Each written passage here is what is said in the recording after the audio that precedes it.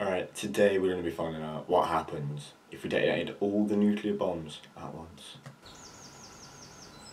Many of our viewers have asked us a very serious question. What if we made a big pile of bombs and exploded every nuclear weapon in the world all at once? Strangely enough, we couldn't find a good source to answer this question to our satisfaction.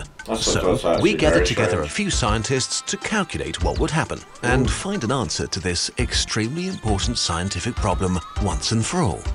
Currently, there are 15,000 nuclear weapons on Earth. That's too many. The US and Russia both have around 7,000, while France, China, the UK, Pakistan, India, Israel and North Korea own around 1,000 between them. But I'm going to say something possibly controversial. I do not agree with the use of nuclear weapons. Just going to throw that out there. It's not a good thing. 15,000 is way too many. We probably need to reduce it. How much destructive power is this really? Let's try to put these numbers into perspective.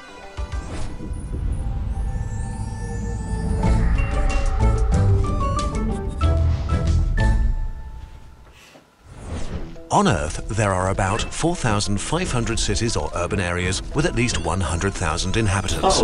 Some are bigger than others, so we'll assume that on average we need 3 nuclear bombs to completely wipe out one city. This means we could destroy every single city on planet Earth with our nuclear arsenal, killing more than 3 billion people, roughly half of humanity, in an instant. And we still have 1,000... Well, I want to say, right, I think that's a very naive assumption to assume 3 nuclear weapons would like destroy a city. Like, for instance, London is way more than 3 nuclear weapons. Even in like Birmingham, it take way more than 3. I think it's a bit naive assumption, really. 500 nuclear weapons left. Now that's what an expert would call overkill. So we can say with confidence that we have a lot of nuclear weapons and they can do a lot of damage. But what if we make a huge pile of all 15,000 bombs and pull the trigger? Let's drop our nuclear pile in the middle of the Amazon rainforest, just to show nature who's boss. Our warheads, piled haphazardly, fit into a small warehouse. A typical US warhead has the power of 200,000 tons of TNT. Wow. So 15,000 warheads would be the equivalent of 3 billion tons of TNT. Jesus Christ. For scale, man, this so is enough to rebuild the whole island of Manhattan with every building and skyscraper using stacks of TNT. Now that is definitely overkill. God. It's ridiculous, man. The closest thing we can compare to the energy gathered here is a volcano. One of the deadliest volcanic eruptions in recorded history took place in 1883 on the island of Krakatoa. The eruption was so powerful that 70% of the island and the surrounding archipelago was destroyed, killing tens of thousands of people. Its effects were felt around the world for days after the event. Our nuclear pile contains 15 times the energy of the Krakatoa volcanic eruption. So let's finally push the button. 3, 2, 1. In a second, a fireball 50 kilometers across vaporizes everything in its way and creates a blast wave that flattens 3,000 square kilometers of forest. Every living thing within 250 kilometers will start to burn. The explosion will be heard literally around the world as the pressure wave circles the Earth tens of times over the next few weeks. Millions of tons of incinerated material are catapulted into the atmosphere. Wow. The mushroom cloud reaches the outer reaches of the stratosphere, pushing up against space itself. Jesus.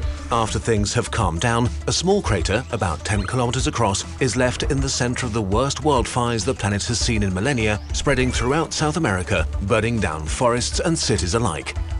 And now, the unpleasant part begins. Extremely radioactive material will kill living things very quickly, and a large area several kilometers around the crater is now uninhabitable, as is everywhere for hundreds of kilometers downwind.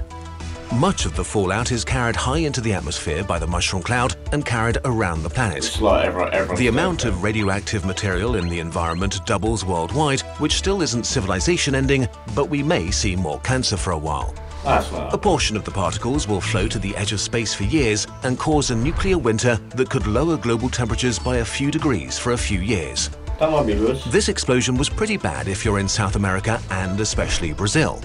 The Amazon rainforest is pretty much history, which is not great. But human life will go on. Okay, We're but impenetrable. what if we explode more nuclear weapons?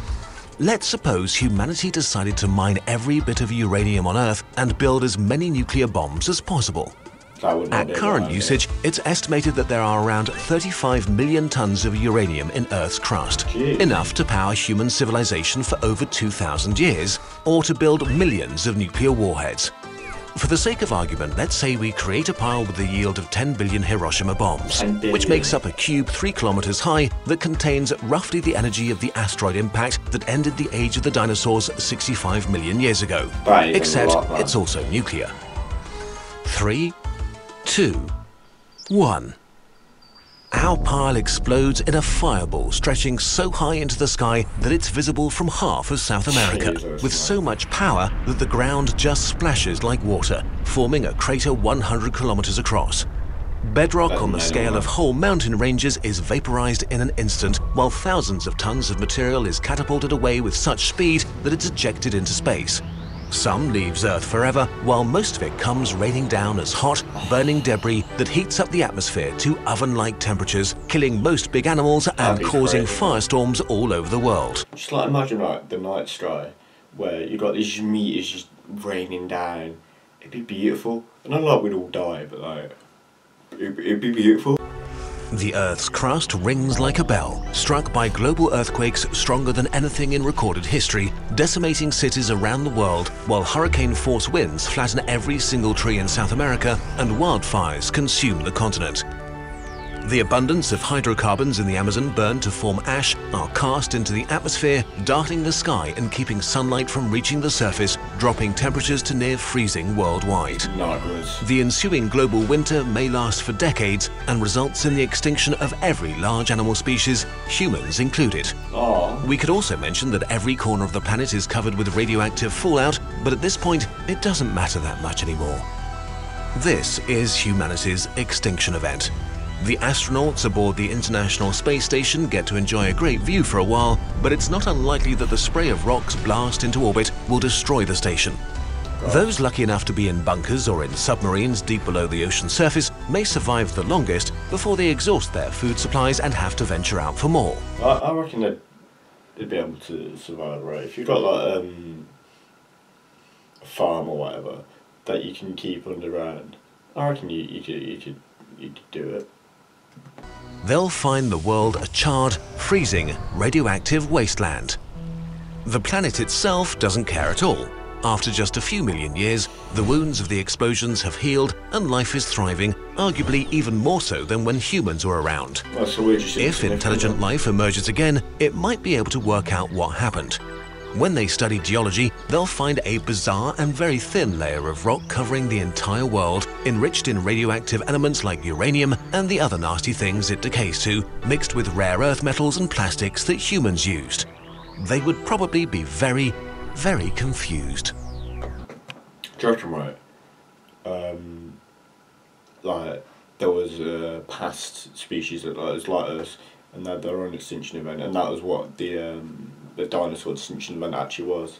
So the dinosaurs, right? They actually built stuff like cities and whatever, and then they killed themselves with nuclear weapons. I reckon that's possible. There we go. We found out. If we detonated all the nuclear bombs in the world at once, we'd be absolutely finished, and we'd all die.